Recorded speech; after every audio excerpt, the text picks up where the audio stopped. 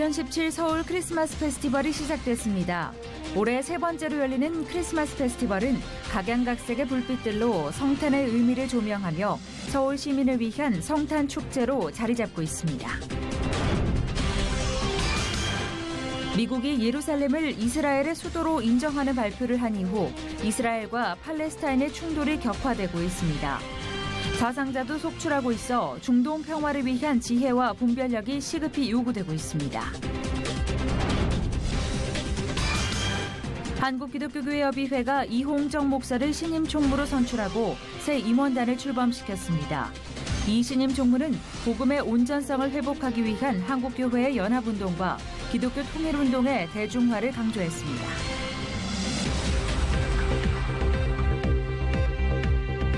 여러분 안녕하십니까? 양인순 목사입니다. 평창 동계올림픽 참가를 두고 각국의 의견이 분분합니다. 미국이 우여곡절 끝에 선수단을 파견하는 것으로 논란을 진화했습니다만 과정이 개운치 않은 건 사실입니다. 부디 올림픽은 세계 평화를 위한 것이니만큼 올림픽 정신에 합당한 자세로 임해야겠고요. 정치적 이해 타산으로 평창 동계올림픽을 이용하는 일은 없어야겠습니다. 첫 순서로 교계 뉴스부터 전해드립니다. 지난 9일 청계천 광장에서는 2017 서울 크리스마스 페스티벌 개막식이 열렸습니다. 성탄을 알리는 형형색색의 불빛들은 청계천에 모인 사람들의 마음을 따뜻하게 만들었습니다. 축제의 현장을 조홍현 기자가 보도합니다. 5, 4, 3, 2, 1, 전도!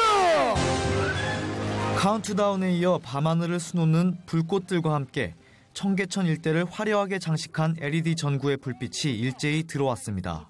성탄의 의미를 세상에서 더 많은 이들과 함께 나누고자 열린 2017 서울 크리스마스 페스티벌은 T채널 방송과 경향신문, 아가페 문화재단이 공동 주최하고 서울시와 문화체육관광부, 한국관광공사 등의 후원으로 올해 3회째를 맞이했습니다. 개막식이 열린 지난 9일에는 많은 정교계 인사들이 참석해 축사를 전했습니다. 크리스마스를 모든 서울 시민이 함께 축복받는 광장으로 만들어 오늘 이 오픈을 하게 된 것을 참으로 감사하게 생각합니다. 이곳을 찾는 많은 연인들, 가족들, 소외되고 힘들게 살아가는 우리 이웃들에게까지 용서와 화해, 또 사랑과 행복의 바이러스를 전파해 주셨으면 좋겠습니다.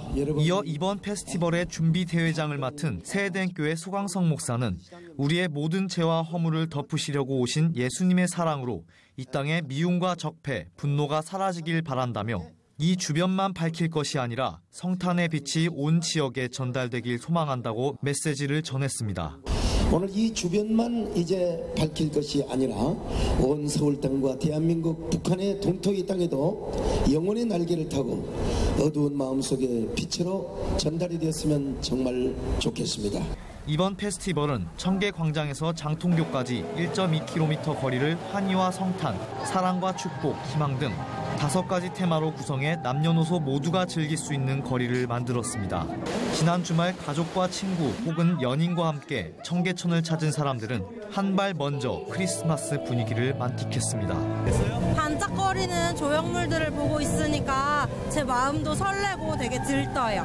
성탄절은 이제 모두에게 꿈과 희망이 되는 날이잖아요. 그러니까 한 해의 마무리를 잘할 수 있는 모두가 한 마음이 되는 기쁜 날이지 않을까 싶어요. 매회 국내외 관광객 500만 명이 넘는 인파가 다녀간 서울 크리스마스 페스티벌은 올해 1천만 명의 관람객 방문을 목표로 하고 있으며 행사는 내달 2일까지 이어집니다. T채널 뉴스 조홍현입니다. 한국교회가 세운 최초의 민영교도소인 소망교도소가 창립 7주년을 맞았습니다. 77명의 수용자가 세례를 받고 예수님의 자녀가 될 것을 서약했습니다. 김효정 기자가 취재했습니다. 하나님의 자녀가 되기로 서약한 수감자들에게 세례가 행해지고 이를 지켜보는 가족들과 교인들의 눈시울도 함께 붉어집니다. 한국 최초의 기독교 민영교도소인 소망교도소가 개소 7주년을 맞아 진행한 세례식에는 총 77명의 수감자들이 세례를 받았습니다. 재단법인 아가페 김삼환 이사장은 예수님께 나아가지 않으면 죄에서 벗어날 수 없다며 오늘 진정한 자유인이 되어 불평과 낙심, 두려움, 원망과 같은 죄의 속성에서 해방된 축복의 삶을 살기 바란다고 말했습니다. 그래서 아무리 높아도 아무리 잘 살아도 예수 믿지 아니하면 죄에서 벗어날 수 없어요. 이 오늘 세례 받고 나면 신비하게 예수님이 여러분과 이상과 같이 하는 걸 느껴요. 예수 그리스도만이 사람을 변화시킬 수 있다는 믿음을 갖고 2010년 12월에 세워진 소망교도소를 통해 지금까지 세례를 받은 인원은 총 404명에 이릅니다. 6개월 과정의 신학훈련 프로그램인 아가페 영성스쿨. 헌신된 자원봉사자들의 기도는 수많은 기적을 일궈냈고 이는 재범률 감소로 나타나고 있습니다. 세상은 정말로 변화를 원합니다. 변화를 원해서 제도를 바꿔보고 모든 것을 바꿔보지만 되지 않습니다. 복음이 서를 변화시켰고 또 우리 교도소를 만들었습니다. 감사 예배에서는 극동방송 김장환 이사장이 사람을 살리는 공동체인 소망교도소가 앞으로도 귀한 사역을 잘 감당해 주길 바란다고 설교를 전했으며 김승규 전 법무부 장관이 격려사를, 희망재단 이정익 이사장이 축도를 맡아 진행했습니다. C채널 뉴스 김효정입니다. 이어서 그 밖의 교계 소식 전해드립니다. 14년 동안 축적된 예수마을 셀교회의 성장 노하우를 공유할 수 있는 제6회 한국셀교회 컨퍼런스가 내년 1월 29일부터 31일까지 개최됩니다. 이번 컨퍼런스에서는 한국적 셀 목회의 모델을 현장에 바로 적용시킬 수 있는 실제적 사역 방법을 나누기 위해 예수마을 셀교회 박영 목사와 김영순 사모, 해오름교회 최낙중 목사가 주 강사로 나설 예정입니다. 예수마을 셀교회 박영 목사는 이 시대의 한국교회는 단순한 양적 성장이 아닌 건강한 성장을 이뤄야 한다며 소형교회의 목회자들과 셀 목회를 꿈꾸는 신학생, 셀 리더들이 참여한다면 실제적인 지침을 얻을 수 있을 것이라고 전했습니다.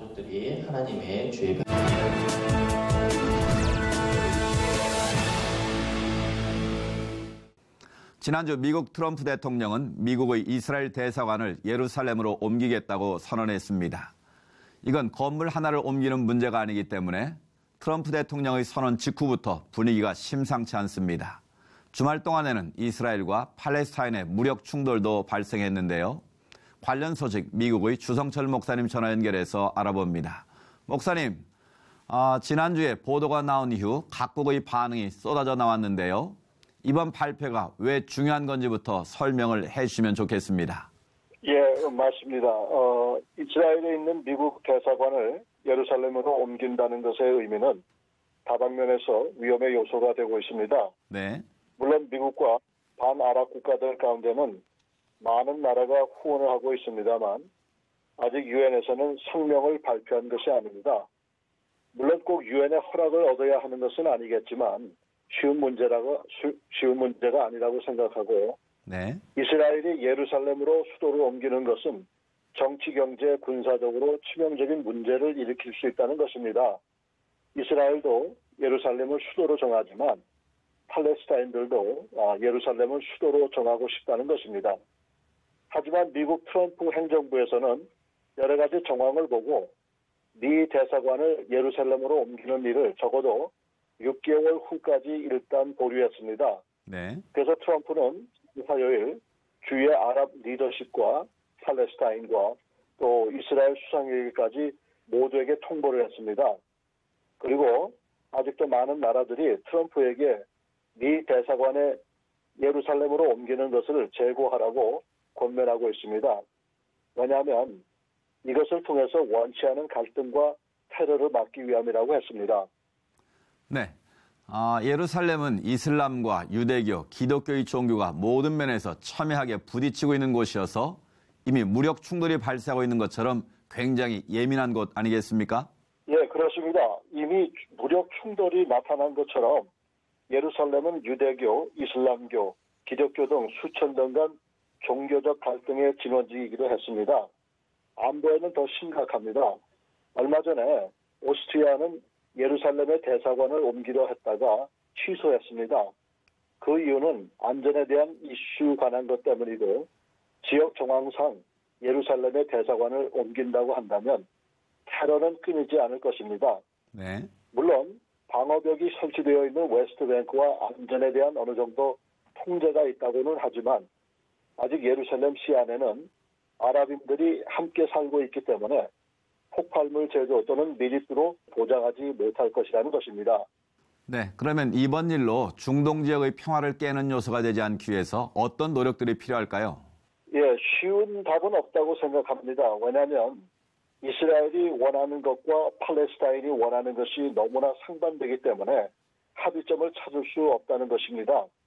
예를 들면 팔레스타인의 평화를 만든다면 이스라엘이 6.1 전쟁 이전대로 복귀시켜야 하는데 이스라엘이 이것을 들어주지 않을 것이고 그런 가운데 팔레스타인이 여리고를 유네스코에 세계문화유산 등극했기 때문에 이 일로 인해서 이스라엘과 미국이 유네스코에서 탈퇴한 것이 아닙니까? 네. 그래서 너무 포괄적인 기도 제목이겠지만 그래서 기도를 통해서 하나님의 섭리가 이루어지기를 바라는 것이 그런 기도 제목이 될 수가 있겠습니다.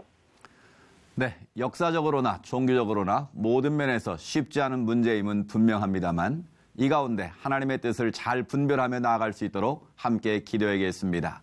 목사님 말씀 감사합니다. 예, 감사합니다.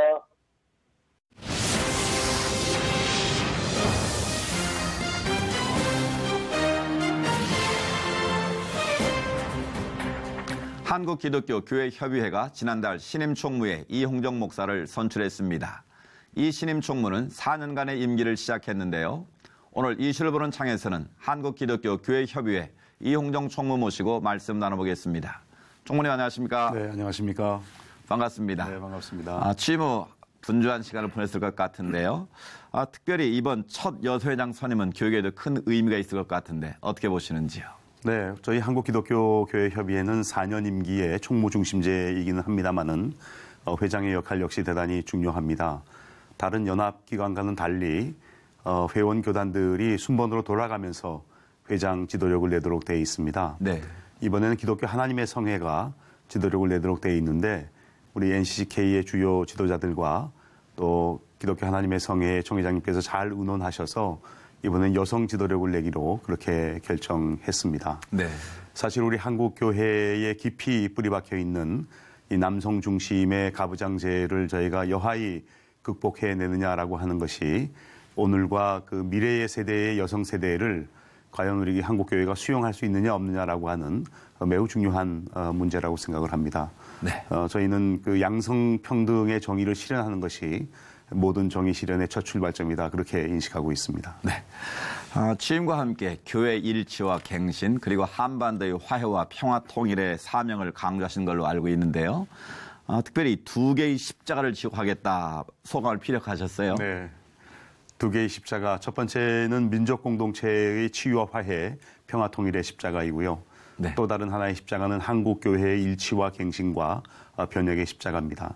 사실 이 두 십자가는 양면을 가진 하나의 십자가라고 이야기할 수 있습니다.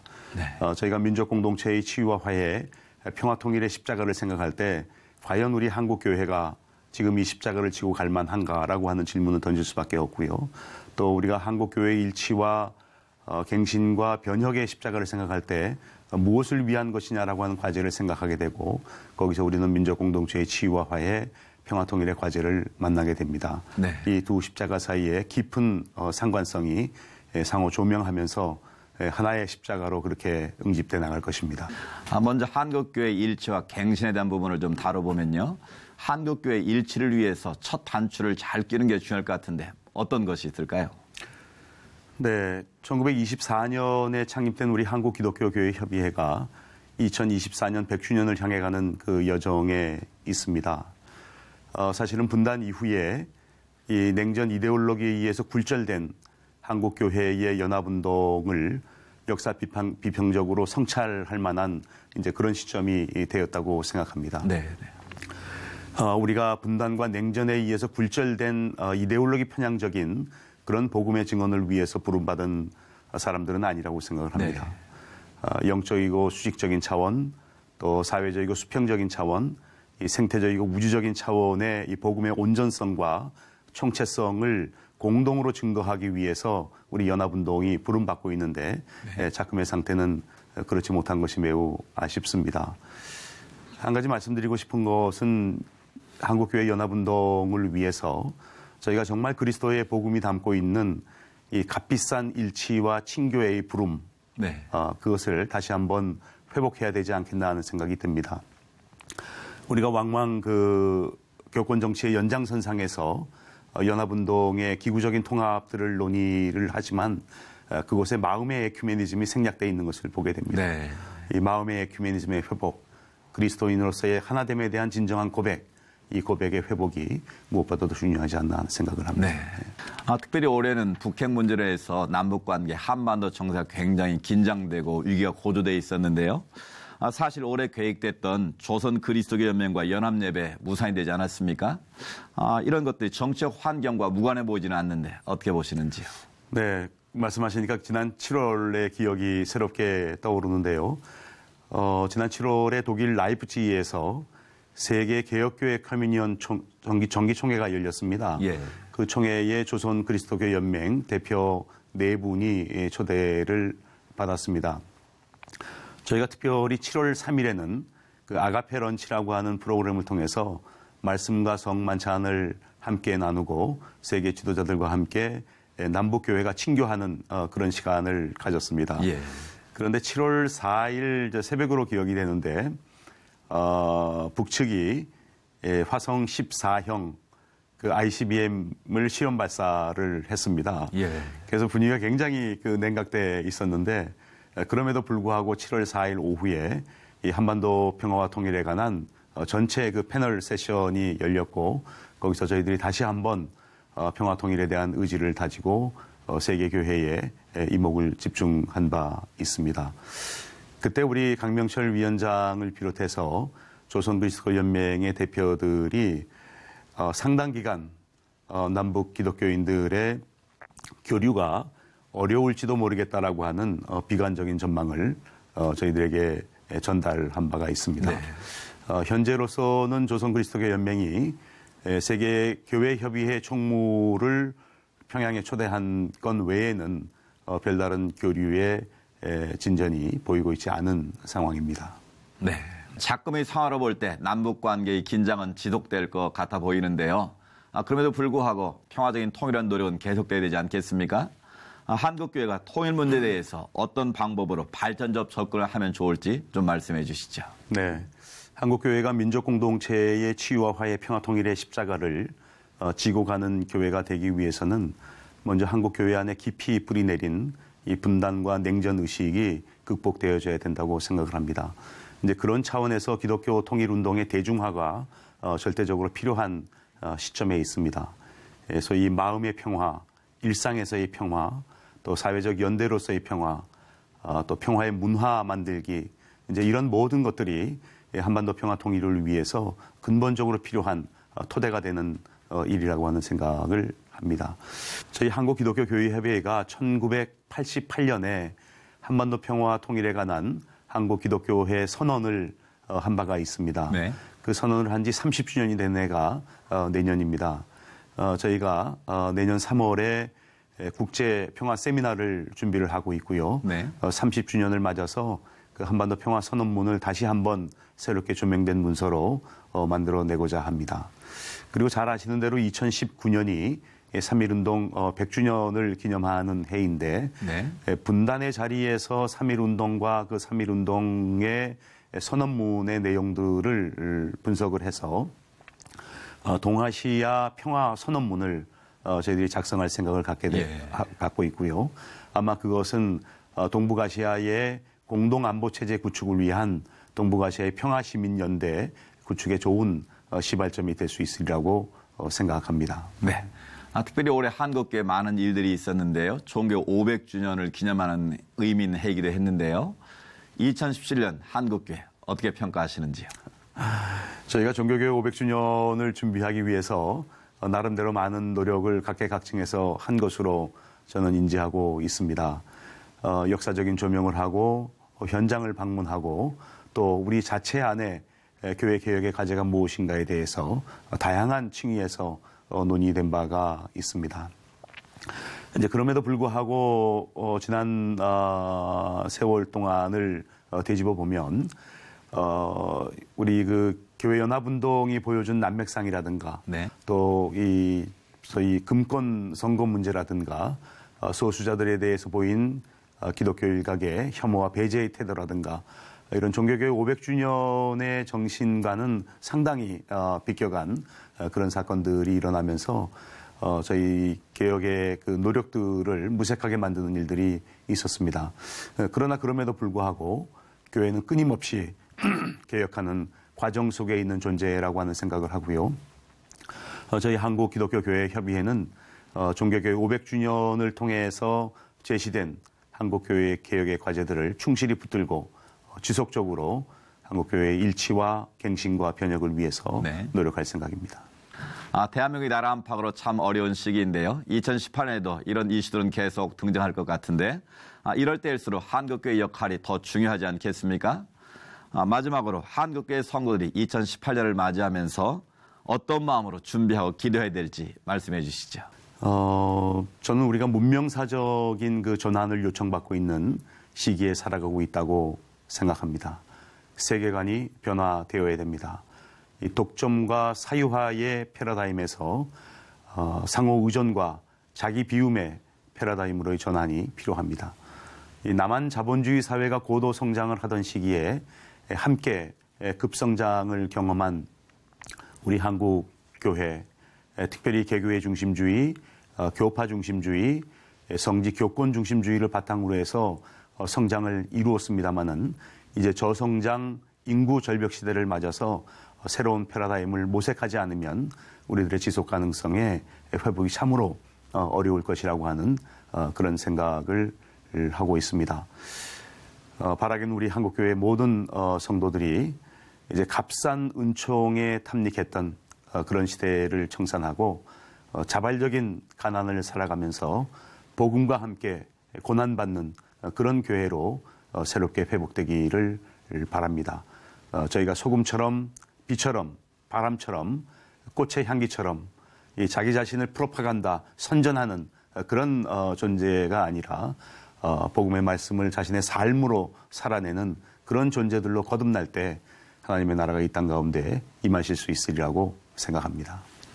네, 현실적으로는 희망을 이야기할 수 있는 일이 적어 보입니다만 총무님 말씀해 주신 기도 제목으로 함께 기도하며 바로 우리부터 희망을 만들어 가야겠습니다. 오늘 말씀 감사합니다. 네, 감사합니다. 네.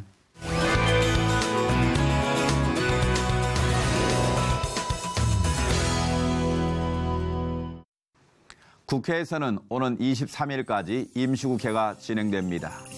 빈손 국회가 되지 않아야 할 텐데요. 무엇보다 민생 관련 법안들이 회기 내에 제대로 처리될 수 있기를 기대해 봅니다. 시철 매거진 굿데이는 여러분이 직접 참여하실 수 있는 방송입니다. 아래 전화번호와 이메일로 언제든지 연락 주시기 바라고요. 인터넷을 통해서도 다시 보실 수 있습니다. 오늘 순서는 여기까지입니다. 시청해 주신 여러분 고맙습니다.